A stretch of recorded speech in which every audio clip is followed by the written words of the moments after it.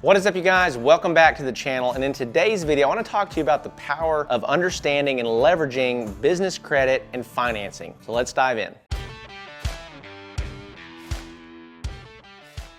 All right, well, welcome back. As always, so grateful for you, glad that you're here. And I wanna walk through some stuff today that I think will be super beneficial to you if you use it with caution. So we're gonna start this video by saying that this may not be for everybody, but if you feel like you have a good financial foundation, you understand how this works, I would highly encourage you to check some more of this out. Also, if you're listening to this on the podcast, I would encourage you to also go over to the YouTube channel. We're on a whiteboard today and we're explaining some things that may visually be very helpful to you in your journey. So with that being said, I wanna talk today about business credit and financing. So why would you want to use business credit or financing inside of your business, right? What are the benefits of this and why is this super helpful? And so number one, and this is probably one of my favorite words, I talk about this all the time, is leverage. And so what is leverage? Instead of using 1 unit of input to get 1 unit of output, we put in 1 unit of input to get 10 units of output or 100 units of output. Leverage is figuring out how to do more with less. So the beauty of business credit and financing inside of your business is that it does create leverage for you, financially speaking. Okay, so what does that mean exactly? This is where I really found myself inside of my business not that long ago. Let's say, for example, you are running a pretty large woodworking business. Let's say you're doing $40,000 or $50,000 per month, and you have a couple guys that are spending all of their time sanding. So you got 2 guys that are spending, 75% of their day sanding, and your payroll expenses for these 2 guys, let's say it comes out to $4,000 per month. So you're spending $4,000 a month to pay 2 guys to sand.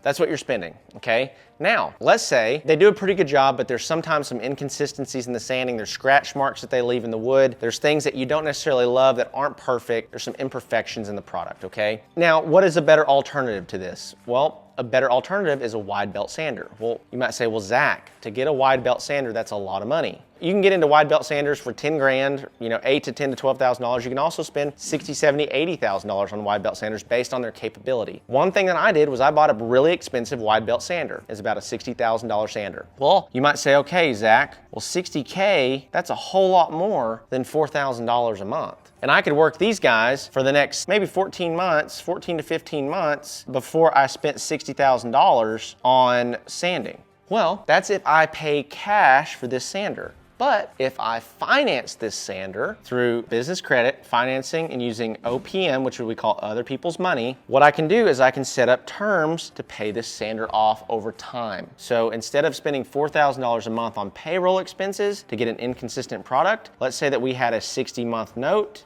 This is $1,000 a month. So here's what you could do. You could get very similar results for 25% less, okay? I hope you guys are seeing this. 25% less every month is $1,000 a month as opposed to $4,000. This leaves me with an extra $3K a month.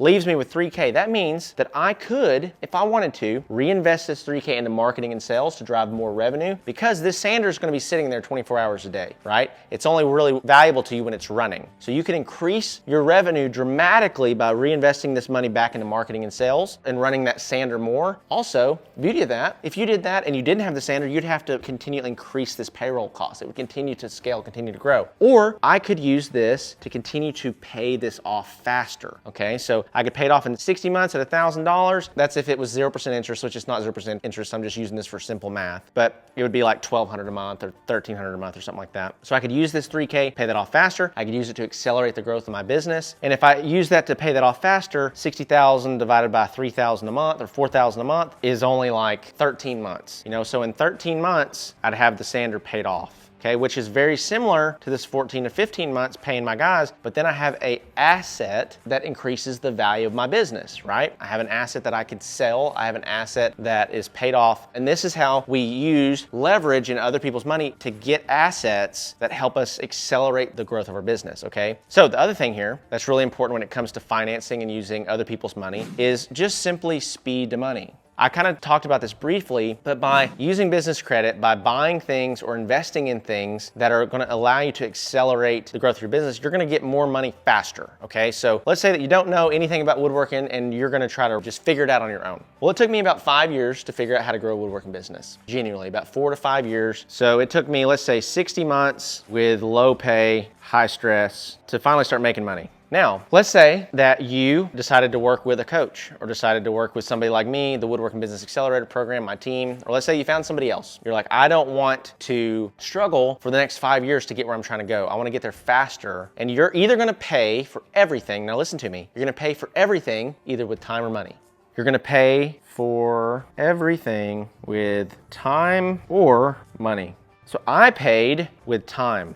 I thought, I don't want to invest the money. I don't want to, put it on a credit card. This is scary. It makes me nervous, right? To pay somebody else that, might know more than me. I don't know if I'm capable of learning it. I don't know if the system that they promote actually works, right? There was all this fear associated with paying money and the fact that I didn't have a lot of money, right? I didn't have a lot of money to spend. It's like, okay, I'm just going to keep figuring it out. That was my goal. So it took me 60 months to get where I'm trying to go. Now, I have clients that have come to me that are doing a couple $1,000s a month inside their woodworking business. They start partnering with me, and 6 months later, they're doing $20,000, $30,000 a month. They were at 3, 6 months later, they're doing $20,000 to $30,000 a month consistently within the 6-month time frame. Did it cost them money? Yeah, it cost them, let's say, $5,000, $6,000. It cost them $6K to get there, but they got there in a 1/10 of the time. Let's say that we both started this race at the same time. They're gonna have 52 months of making astronomically more money than I would. They spent $6,000 to get there, but they have 52 more months of making 2, 3, 4 times the money that I did because I tried to figure it out myself. So how does this apply to business credit and financing? So when I finally got around and hired a coach, decided to invest in higher quality equipment for my business, a lot of that did go on a credit card. It went on stuff that I was hoping for in faith. Now again, disclaimer, be wise with your money. I'm not telling you to put everything on a credit card, okay? That's not what I'm saying. But if you feel like the knowledge that somebody has that they could pass on to you would help you accelerate the growth and the rate of your business, be willing and be okay with taking a little bit of a risk in order to do that. That is what I'm telling you. If I had not taken the risk and hired the coaches that I hired when I hired them, invested in the programs that I invested in, learned the skills and learned the knowledge, you're not suffering from a hard work problem. You're not suffering because you don't work hard. You're suffering from a knowledge gap. Here's where you are, and then this is where you want to be.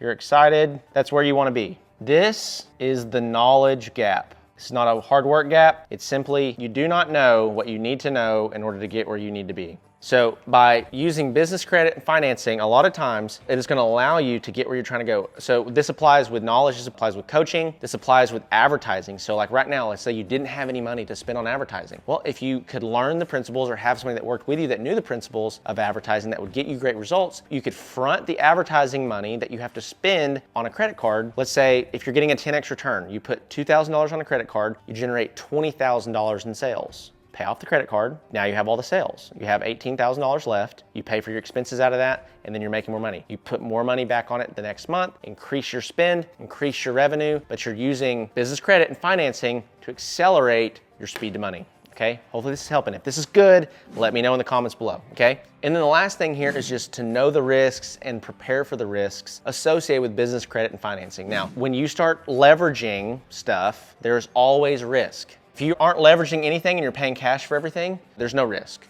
That is really the Dave Ramsey approach, and there is a lot to be said for it. I'm not gonna dog it. There's a lot of peace of mind that comes with it, but it's very difficult when you're starting with nothing to get somewhere, okay? A lot of times you gotta figure out ways to introduce leverage into your life. You gotta figure out ways to introduce leverage into your life financially, economically, with people inside of your business. You gotta find ways to introduce leverage, okay? Now, Dave Ramsey preaches don't use credit cards, don't use financing, but if you look at Dave Ramsey's life, he's using leverage in multiple ways. He has a giant team running his business. And the reason also, just FYI, that he can be so incredibly adamant about never using credit is that he makes about $600 million a year. So that kind of helps, okay? When you have piles of cash, it's easier to pay cash for stuff, right? But for me, in my own personal life, for example, we have vehicles, we just bought a boat, we have rental properties, we have all these different things, and I could pay off a lot of these things. I could pay cash for them, have the peace of mind, but the money that I have, the cash that I have, is more valuable sitting in the investment vehicle that I currently have in making me money than it is to pay those assets off.